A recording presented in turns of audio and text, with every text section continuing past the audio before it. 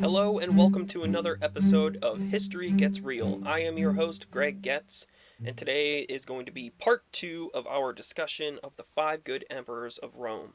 Now, when we left off yesterday, I was talking about Trajan and when he became emperor and came back to Rome, and the people greeted him and embraced him as a good leader, and he embraced them back as, I am your brother, I am your father, I am here to take care of you, I am here for you, but also turned to the Senate and said, let's get shit done. Because for too long, Rome had been plagued by crappy leaders, and I had discussed that when we were talking about Nero, who is accused of letting Rome burn and then playing a stage theater show about the destruction of Troy. Ironic, isn't it? And then, of course, Domitian, who was very unfavorable with the Senate and the people and the military and had a coup staged against him. So, now that Trajan is in Rome, this is where things start to kick off into a new direction, like a new future for Rome. And the first notable thing that he does is he begins a conquest into Dacia. So, Domitian had issues with Dacia when he ruled. He and the king of Dacia got into a little bit of a skirmish at the border, and they ended up coming up with like a weak treaty where, I won't mess with you, you won't mess with me, you stick to your side, we'll stick to our side, that kind of shit. Problem is, the Dacian king did not keep to this treaty, and Trajan knew that. So his first order of business was to go back there and finish what Domitian started. So the first skirmish that they had, Trajan held out a little bit of mercy. He reconquered the lands that Dacia had stolen and told the king, stay the fuck out of our place, leave us alone, you keep to your area, don't make me come back here. He left, everything was fine. Well, once Trajan got back to Rome, he found out that all of the forts and settlements that he had set up into that new territory were attacked and pillaged by the Dacian king. So, this time Trajan said, alright, this fucker's gotta go. So he went back a second time, and he laid waste to these people. I mean, he had the Dacian king on the run, and he did not stop this campaign until he found the Dacian king dead from apparent suicide. There goes that one, and he came back, he was greeted as a hero, hailed for his triumphs, and the column of Trajan was erected in his honor, and it displayed his conquests and his time spent in Dacia. So, already, he has already turned a new quarter. It's kind of like a football team getting a new coach. Years after years of having a crappy team and, not going to the playoffs, and then finally here's this new young coach, and he comes in and he takes you to the Super Bowl the next year. It's kind of like that. So Rome is happy. The people are happy. They're thrilled. They're on the winning side again. They have a leader who's competent. Who wouldn't like that, After his exploits in Dacia, he fulfilled Nerva's goal because Nerva had that plan of setting up trust funds to aid the orphans and children and the homeless of Rome. And in a way to honor his adopted father, Nerva completed that plan, instilled these trusts, and wanted to fulfill his adopted father's promise to the people. And it didn't stop there. This was not the only time that Trajan showed strong moral resound for his people. In my research, I found a really, really cool correspondence, like a series of letters sent back and forth from Pliny the Younger to Trajan. Now, like I said in the last one, Pliny the Younger was that historian. He was also a magistrate who had a massive hard-on for Trajan. He loved the guy to death. Well, for the kind words that he spoke of Trajan when he came back to Rome and was made new emperor and such, Trajan gave him the position of governor of one of their provinces. And, this just blew Pliny's mind. He was like so grateful, and a lot of these correspondence, it was really funny to read because, like I said, he had a massive heart on, so each time it's just like, oh my great and powerful emperor, I beseech upon you this request, thank you so much for giving me this position, and Trajan's like, yeah, kid, calm down. So there were a few times in these correspondence, one of them, Pliny requests that guidance from Trajan on how to handle a situation. So there was a neglected bathhouse in one of the towns that he was in charge of, and he asked Trajan, hey, I want to build these people this new bathhouse. The one they have is dilapidated, it's terrible, and I think we owe it to the people to build this. What do you say?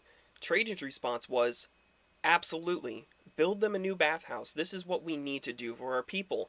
But if I find out that taxes were raised in order to fund this new bathhouse, which is something that we owe them as a service, I'm going to take some heads. Okay. Pliny didn't raise taxes, no taxes were raised, it came out of the province's budget, and a new bathhouse was built. Trajan didn't think that it was up to the people to pay for such a thing that he believed was a necessity and a service that he owed to his people. I mean, the best way to cut down on disease and stuff like that is to make sure that your people have good hygiene. And what better way to do that than to have a bathhouse? Now, I mean, it's not like this was a bathhouse that was used on the regular, they didn't really take showers every other day like we do now. It was more like, twice a week, maybe once a week and stuff like that. It was kind of a luxury, but it was a luxury that Trajan believed it was up to the government to fund for the people. And I respect that. I mean, who wouldn't, Now another one, this one was really interesting. So Christianity was a young religion at the time. It wasn't as large, and they didn't really have the following that they do now. In this province, Pliny had received news and anonymous pamphlets that there were Christians about in town.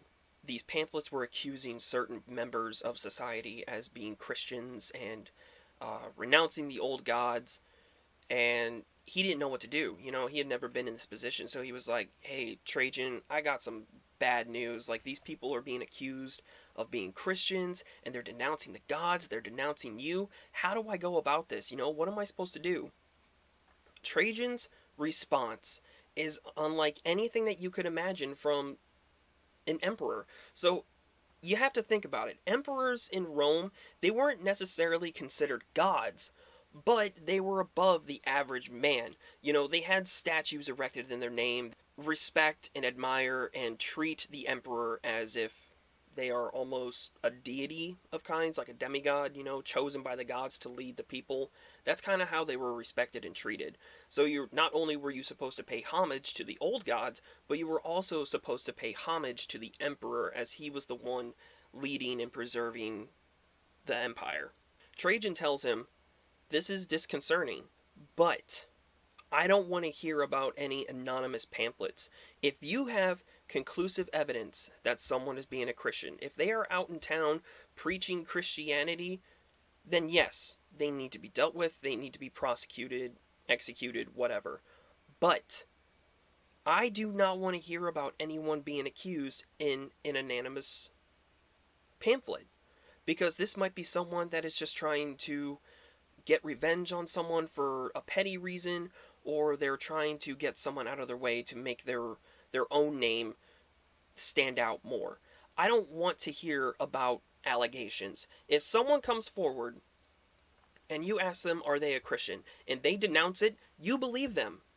It is your job to believe your people when they tell you the truth. Now, if you ask them if they are a Christian and they say, yes, I am, you give them the choice to repent. If they still say that they are a Christian, you ask them one more time. And if they still say that they are a Christian, then deal with them.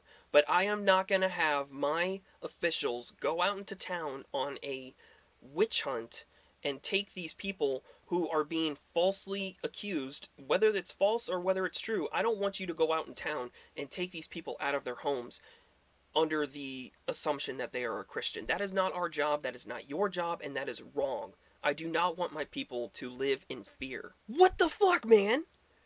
Like, here is this emperor from 99 CE that is saying, I don't want my people to live in fear of retaliation or retribution because they have a different belief. His philosophy was, if they are worshiping this Christian God in their own household, that's their business. That's not my business. But if they are out in town and they are preaching it and denouncing our gods, then that's a problem. You know, that's someone that's kind of causing a stir, and we don't really want someone to cause a stir when we're trying to build our society back up.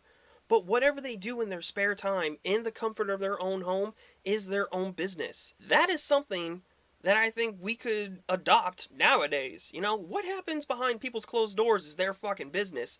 I don't care what you do in your house, but when you come outside and bring your problems and are toting it around outside, and it's causing a panic or a stir, then that becomes a public problem. But what you do in the comfort of your house is fine. I don't care. Do it. And that was Trajan's philosophy. What is not to respect about that? It's incredible. Unfortunately, we've kind of gone backwards in that area in our modern society, but that's a whole other discussion. We're not going to get into that. So after these series of correspondences, in the remaining years he spent as emperor, he had various campaigns in the Eastern Front.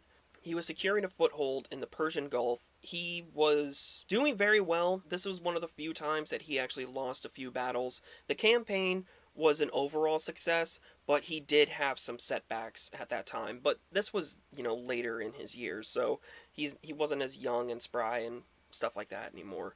So it was facing some trouble. The northern frontier was sort of collapsing, and Trajan got word that there was also a possible coup ensuing back in Rome while he was on the Eastern Front.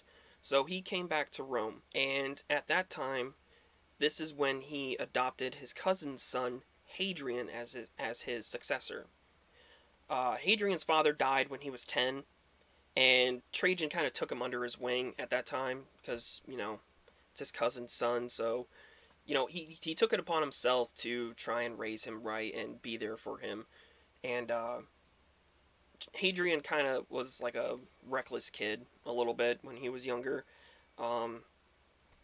Getting into fights, going on like the equivalent of a DUI in like a chariot or whatever. So, I mean, he was kind of a reckless kid, but, it was just his way of acting out. And Trajan did his best to try and steer him in the proper direction, and I think he did a pretty good job, given the circumstances. It's not easy to rule a vast empire and also keep track of your, adolescent, angsty teenager.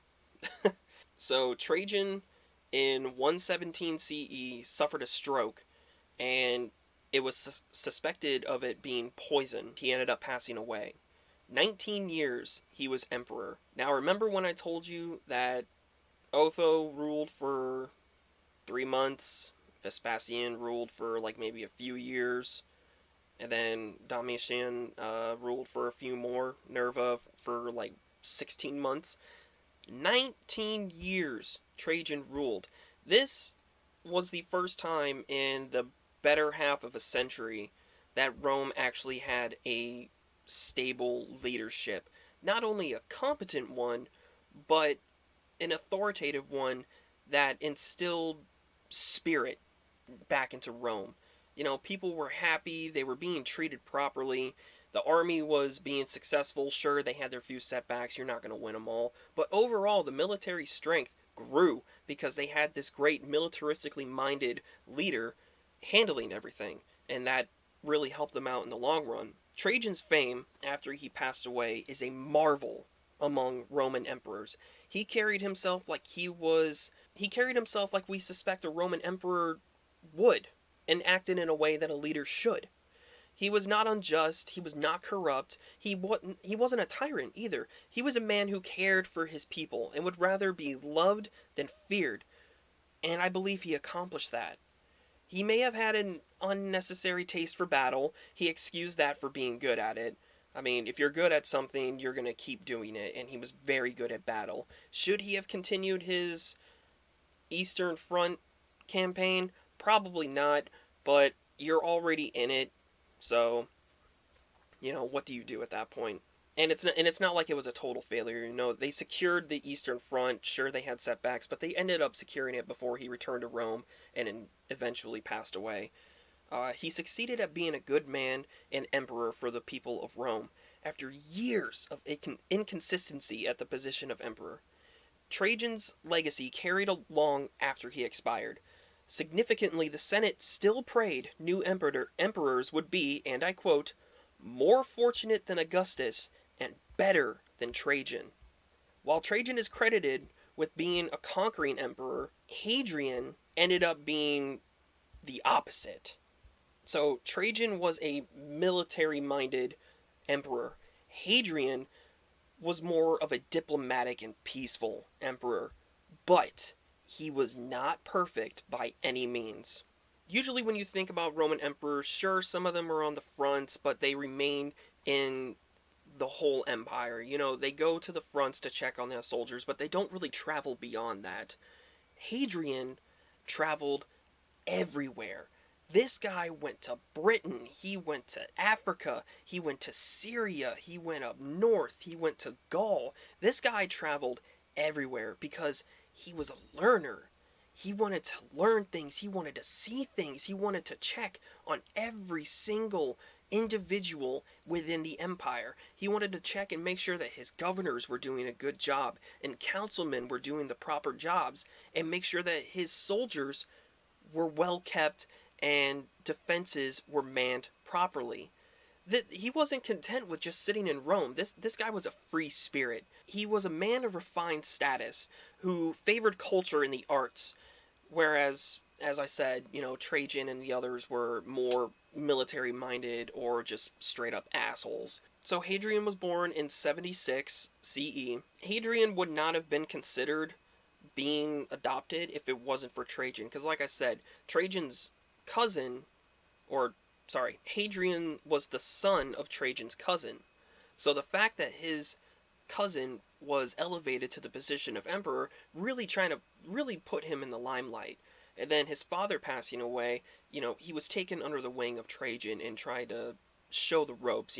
Trajan wanted to give him a steady hand growing up. There were times where he did have issues. He was just out doing teenage hood rat shit, as you would expect.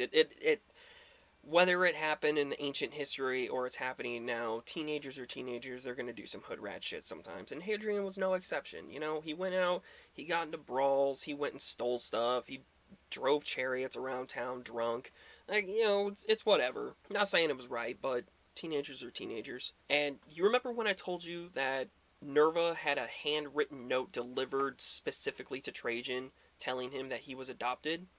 Guess who delivered the note? None other than our very own Hadrian. Small fucking world, right?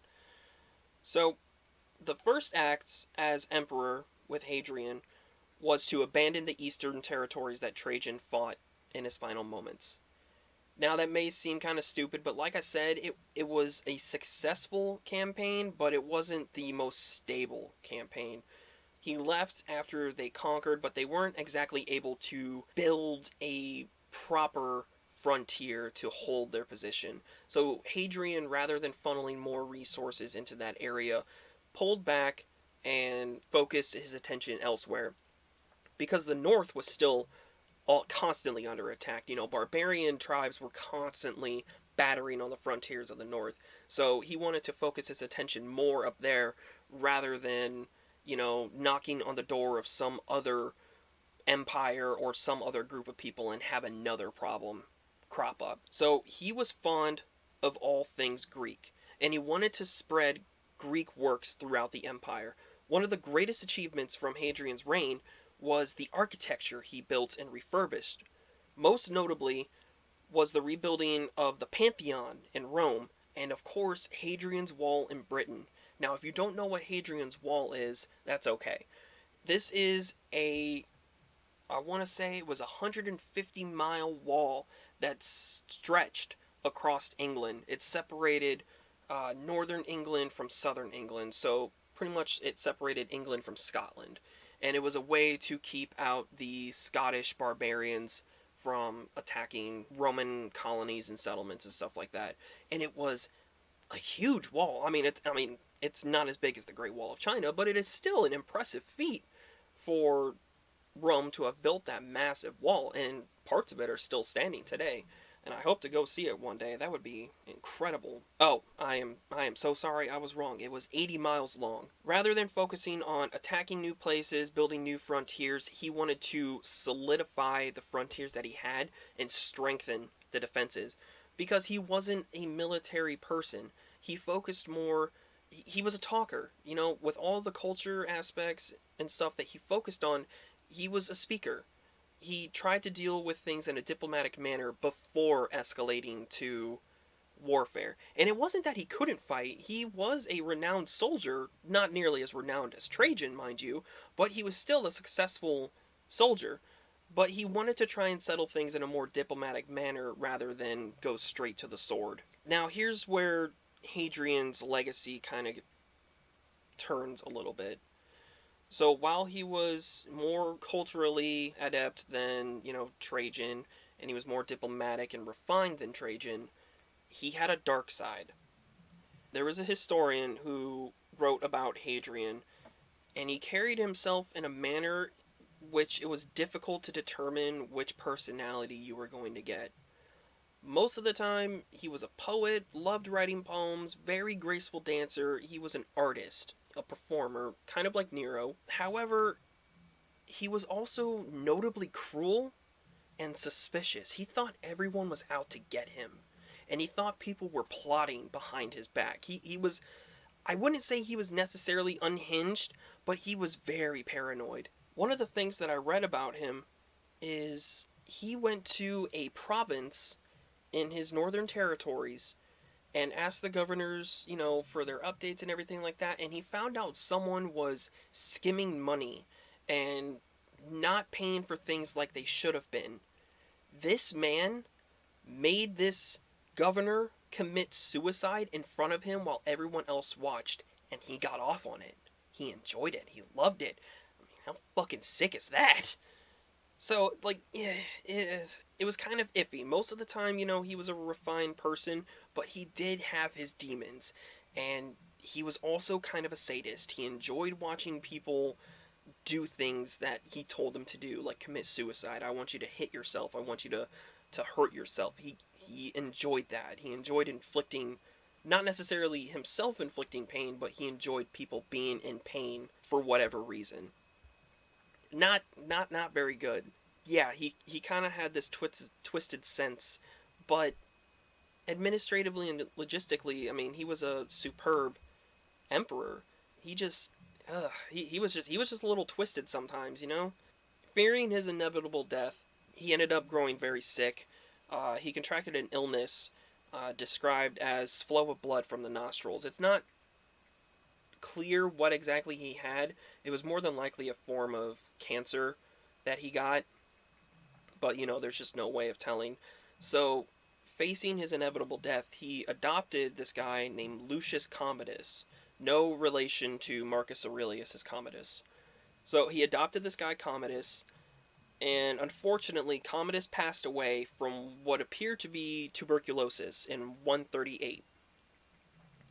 And this is when his paranoia started setting in. So he names this guy his successor, and then he dies. So he starts getting more and more paranoid. He thinks everyone around him and in his court are conspiring against him. Ordered his brother-in-law and grandson to commit suicide because he believed that they were plotting behind his back to try and instill themselves as emperor.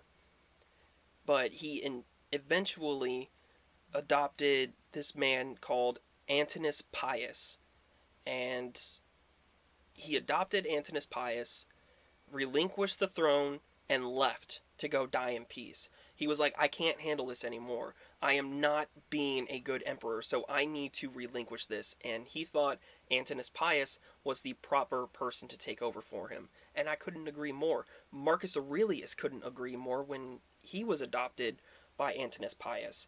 We'll get into what Marcus had to say about him later, but as far as all of these 5 good emperors go, Antoninus Pius was probably the only man that did not have that many demons. He was a humble man, but he carried himself in a way that you respected. He he didn't place himself above anyone. He didn't want people to grovel or throw themselves at him. He was just like, I am here to do business for you. I'm not here to place myself above you. So please don't bow to me, okay? When, I'm just here to do my job and take care of you guys. Please, just, he was a very humble man. But he was also stern, you know? It wasn't like he was feeble or meek. He was just reserved. He knew what he was capable of, but he didn't need to flaunt it. And he also didn't need anyone to talk him up, because he could back it up. So Antoninus Pius was born in 86 in Latium. His family rose to prominence under the Flavian emperors, which was Vespasian and Domitian. And Antoninus was actually a consul back in 120. It was believed that Hadrian's appointment of Antoninus wasn't necessarily due to his prowess, but it was his attempt to try and get Marcus Aurelius as emperor, because Hadrian noticed Marcus and believed that he was the next one. He saw Marcus and immediately knew, this guy is going to go places. This guy is incredible. But we can owe Marcus's incredibleness to his adopted father, Antoninus. He raised him on how to act as emperor. Marcus studied and followed Antoninus no matter where he went. The whole time that he was emperor, Marcus was right there by his side, learning. He had the perfect mentor on how to behave as an emperor and how not to behave. But Antoninus didn't display any characteristics that you wouldn't want to behave as, because he was just a great man.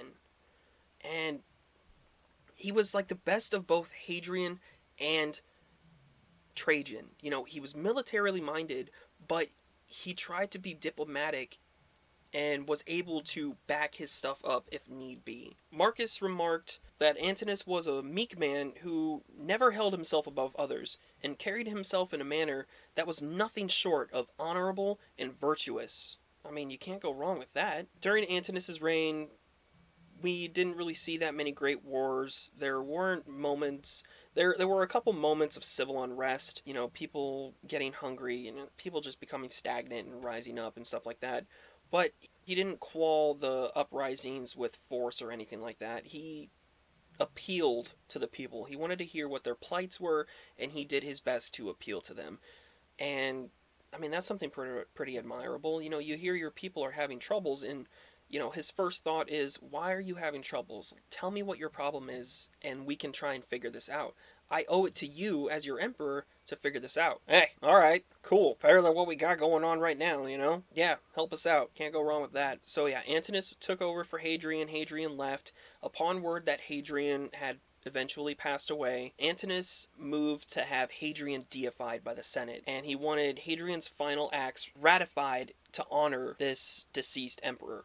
The Senate didn't want to do any of that shit. The fact that this sadistic emperor had his own brother-in-law and grandson commit suicide in front of him, he got off on it, and the other people he had commit suicide, the Senate didn't want anything to do with it. Hadrian was dead. It's done. It's over with. We don't want anything else to come up with this guy. And Antoninus said, if you defy Hadrian's final acts as emperor, then that means you're defying me. Do you want to be accused of treason, or do you want to honor this last emperor's requests? How are you going to respond to that? Do you want to be accused of treason, or do you want to appeal to the better nature of your emperor? Yeah, I think you're going to appeal to the better nature of your emperor. So, begrudgingly, the Senate honored Antoninus' request, but after that, I think Antoninus realized that he played that card. He was lucky that they didn't call his bluff, because, he wasn't going to rise up against the Senate. He wasn't a tyrant. He wasn't an evil man like some of the other emperors were. So I think he realized that the Senate knew that he wasn't going to do anything, but they didn't want to press his luck because they didn't really know for sure. So after that, he became more cautious with his requests, and he kind of stepped back a little bit. Not too much, though.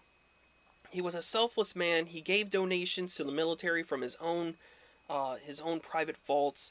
He founded an order for destitute girls called Faustinae in honor of his wife Faustina. and even donated wine, oil, and wheat from his own private stores when scarcity struck the empire. So there was, a wine shortage and stuff like that. There was a huge drought that affected the empire, and people were going hungry. The army was running low on oil and wine and stuff like that, and wheat crops weren't growing that well. So Antoninus went into his own private stores and donated his own stuff to the people and to the military. That's just incredible.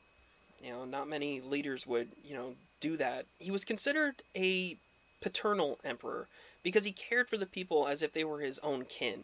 In one instance, one man was found guilty of attempting to steal the throne from Antoninus. Antoninus requested that the investigation end with one man. He didn't want anyone else to get in trouble. He was like, it was this man and this man alone. Only he needs to be punished. We don't need to go after the other transpirers because it failed. What do we get out of that? All we get is resentment and fear. We don't want to fear our people. So this one man that tried to steal my throne is all we need. And everyone else will learn. If it happens again, that one person will be punished. That was it. He ended up dying peacefully in his sleep due to an apparent case of food poisoning.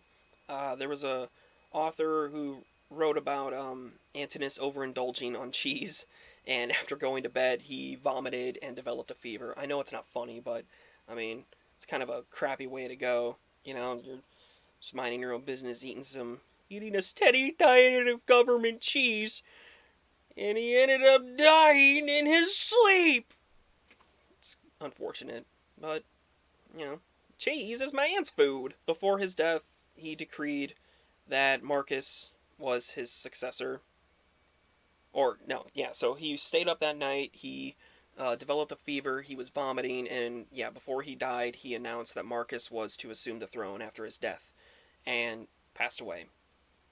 He was laid to rest in March of 161. He was a popular ruler, and upon his death, Marcus honored him by having him deified by the Senate and by the people.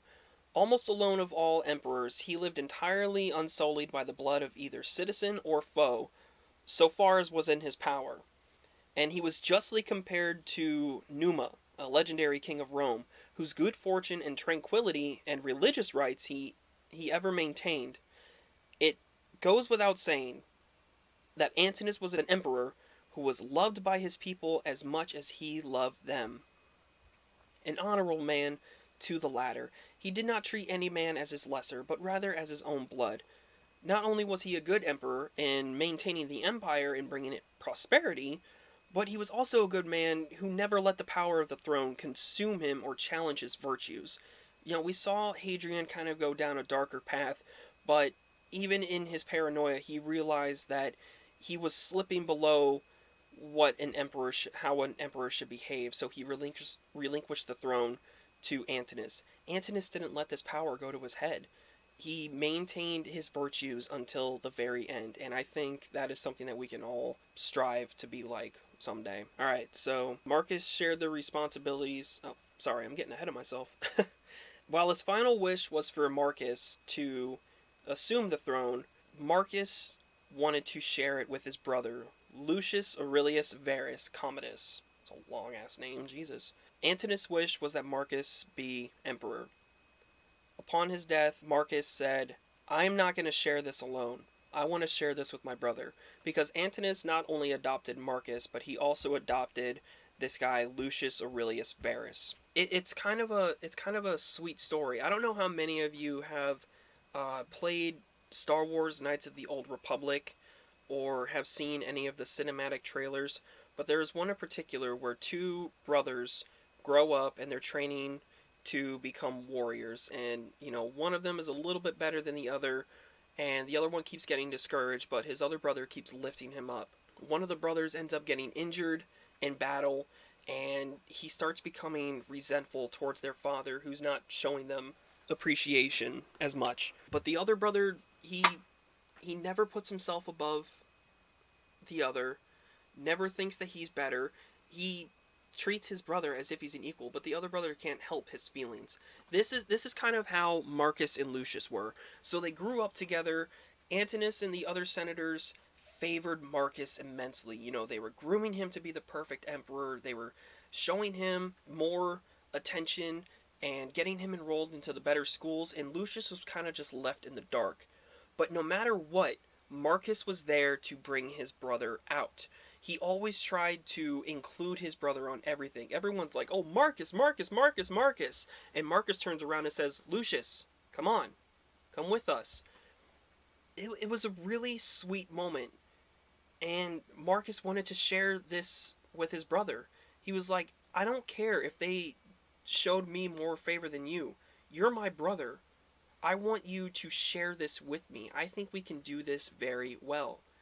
And the great thing is that Lucius didn't really harbor that many ill feelings towards Marcus, because he saw it. He saw how everyone was paying attention to Marcus, but Marcus was the one showing him the attention. So Lucius didn't harbor any ill feelings towards Marcus per se, but towards everyone else who kind of cast him aside.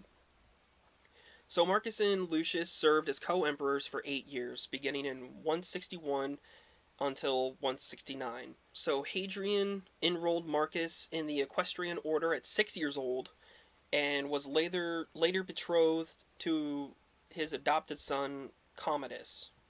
His adopted son Commodus' daughter. Commodus, as you know, ended up passing away. Then Marcus ended up naming his son after that Commodus. Now, the soon-to-be son-in-law of the emperor, it became apparent that Marcus was destined to become emperor after Commodus. He was just shown so much favor.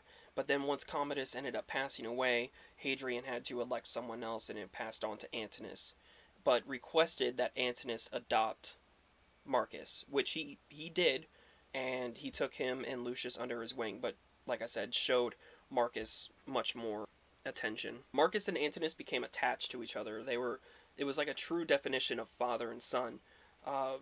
Marcus aided his father in the duties of running the empire and proved himself to be a worthy candidate for the throne. Lucius was younger than Marcus, and he lived in the shadow of his brother, but that never stopped Marcus from including him on stuff. It was not Antoninus' wish to have the two men do it, but Marcus, he's like, I'm one man, I can't do this by myself, my brother's been there this whole time, we need to do it. So they served together for 8 years, and Lucius ended up passing away due to a stroke in 169.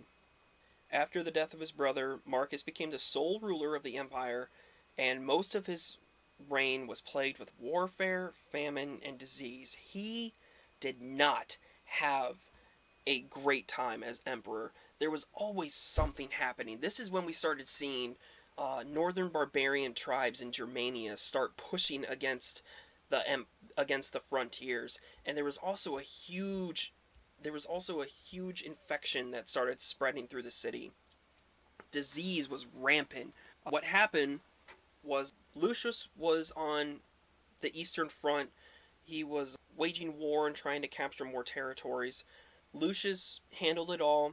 He came back, but unfortunately his men contracted this plague, and it started spreading rampantly throughout the streets, and it killed a lot of people. But Lucius didn't have that. He passed away from a stroke. So yeah, in 175, while engaged in the Danube River Valley, a rumor had spread throughout the empire that Marcus had died, leading to the governor of Syria, Gaius Cassius, to lead a revolt and try to take the throne himself. So this guy thinks that Marcus is dead under false pretense and declares himself as emperor. Marcus finds out about this, and he marches to that dude, and he was just like, I hear you're trying to take my throne from me. And he was like, oh shit, I thought you were dead. And he's like, I ain't, bitch, but you are. And he fucking killed Gaius Cassius, and his army stood down immediately. They were like, oh, sorry, we were just following his command. My bad. And Marcus was like, yeah, don't let it happen again. I'm fucking alive, and I'm not going anywhere. So he quelled this whole thing, went back home, and then he went back to the Danube River Valley with his son, Commodus. And it was at this time that Commodus was named Marcus's successor. And this is where the period of the 5 good emperors ends, because Marcus doesn't adopt anyone to take his place. He names Commodus as his successor, and he tries to mold him to be a leader like he was. He failed miserably, though, and Commodus was only 18 when he took over, because Marcus had eventually developed a type of cancer and passed away on the frontier. Commodus ended up taking over shortly after his father's death. Now, Marcus was a philosophical ruler. He practiced the art of Stoicism. Stoicism is a philosophy. His Stoic views were that it was his job to serve the subjects, and he could only control things that were within his control. He didn't worry about things that he couldn't do anything about.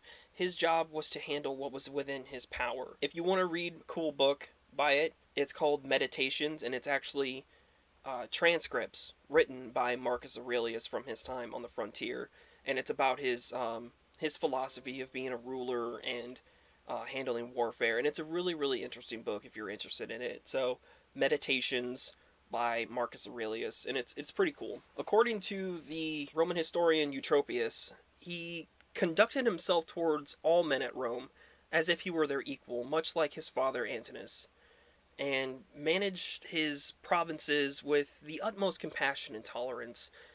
He kind of took a page out of Antoninus's book, and when plague and famine struck Rome, he started selling off his possessions to try and raise gold. You know, he sold things out of his palace so that to people that might need them, and he donated the money to different orders and different people, and he was just like, here, please, take this food, take this money, take this furniture. You need it more than I do. Don't worry about paying me back, but, you know, if you're still holding on to it in a few years and I ask for it back, I would appreciate it, you know, but I'm not going to force you, okay? But he took it upon himself to use his own funds to help the people that were in need. And, you know, I mean, that's just straight out of his father's book. So you can tell he really, really observed and lived in the honor of his father. The only fault that you can really throw at Marcus was the fact that he named Commodus his successor. And here's why. Commodus went on to become one of the worst and most hated emperors in Roman history, almost next to Caligula. He was fucking stupid. He was psycho. This guy was the exact opposite of his father. So it's a... Where did this fucking come from? My only guess is that this little shithead was under the assumption, oh, I'm the son of the emperor, I can do whatever the fuck I want, I don't care. He kind of carried that mentality to when he was emperor. You know, his father died, he became emperor. You know, I mean, he was just a kid, he was 18. He was the first emperor to inherit the throne from his birth father, ending the period of the 5 good emperors. He was conspired against by his own sister and his own nephew. What does that say about you when your own family is conspiring against you? I mean, I know that's happened in the past, but yikes. The conspiracies were unsuccessful, but Commodus became a shut-in. He left all the emperor matters to his personal chamberlains to handle. He ended up just becoming this depraved bachelor, you know? He constantly had whores coming in and out of his place. He lived more luxuriously than his father did. Ended up kind of driving the empire into debt because he was living this lavish life, but not really doing anything to try and contribute. I mean, like I said, his dad kind of sold a lot of their possessions in order to help the empire, whereas Commodus was just buying shit because he was a spoiled little dick. And, you know, just getting drunk and high and, you know, fucking anything that moved. He ended up he demanded the Senate deify him as a living god and declared himself as the second founder of Rome and renamed the city Colonia Commodiana. How are you going to name yourself a living god if you're too scared to come out of your fucking room? Like, seriously? You're just in there getting high and drunk and, you know, having sex with women, men, and whatever, but yet you have the audacity to name yourself a living god? I mean, how disillusioned are you? This guy, like I said, this guy was an absolute nutbag, and thank God he met his end, because since he thought that he was a living god and the second founder of Rome, he thought he had the chutzpah to fight in gladiatorial matches. Now, if you've seen the movie Gladiator with Russell Crowe, I recommend watching it. It's very good.